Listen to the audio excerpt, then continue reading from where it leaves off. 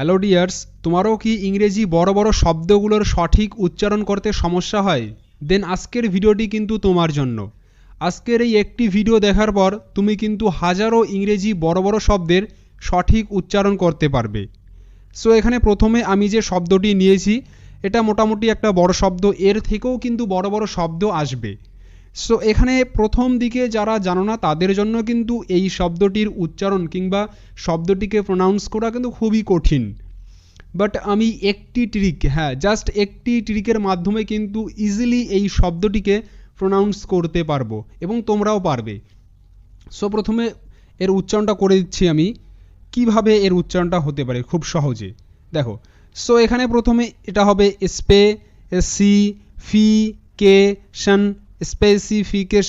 Specification.